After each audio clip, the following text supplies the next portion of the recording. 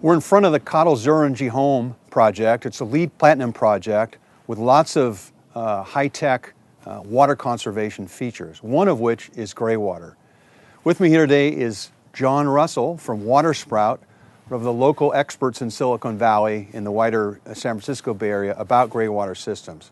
John, can you explain to us what's a gray water system and how it works? Sure.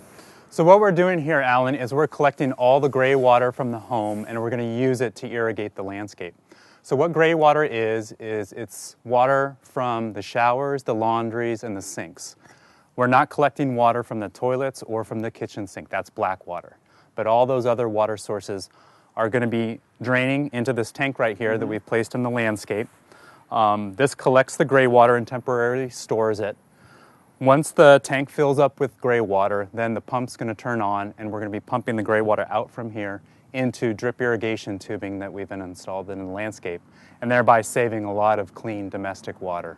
Okay, so let me see if I have this right, John. So we're collecting from the showers and the vanity sinks and so forth too, and we're coming out of the house then with this 3-inch tube, which we marked in purple tape there, right? So that comes in, so all the water from our showers and laundry is going to fill up this tank, and when we reach a certain level, the sump pump's going to pump that out into the drip system and basically take care of pretty much, since this is going to be drought-tolerant landscape, pretty much all of our landscape watering needs. Yep. Is that correct? You got it exactly, Alan. That's how it's going to work. Okay. And you can expect every person produces about 30 to 40 gallons of gray water per day. Okay. So a typical family of 4 is going to produce over the irrigation season about 30,000 gallons of gray water. So that's a lot of water that we're saving here. So in our climate, which is summer dry, where 8 months out of the year we don't get any rainfall, is it correct to say then that a gray water system probably produces more water, usable water, than a rainwater capture system? Well, definitely on a cost basis,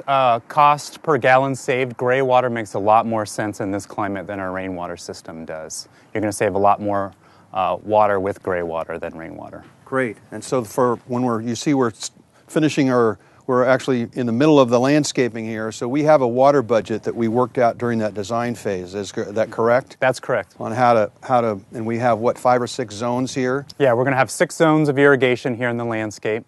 And the gray water is definitely going to account for about anywhere from about 70 to 90% of your total landscape irrigation needs, and you may have to supplement just a little bit in the hot summer days when the landscape just needs a little bit more water. Terrific, and I know if my numbers are right, it's about half of all the water, residential water usage in in California, I should say, goes toward landscaping. Is that about right? Yeah, and definitely here in the Bay Area, there's a lot of landscaped area, so that's probably actually higher for this area. It might be more like 70 to 80% of total water used is for irrigation as opposed to the indoor use. Okay. But that's a general figure you can use. All right, so if we're covering maybe up to 90%, a good portion of that landscape need through the gray water system in this house, we're pretty much possibly saving about half the water that would be used in a typical home where they're using city water could be saved because of the use of the gray water system. That's right, Alan. It's quite a bit of water that we're saving here.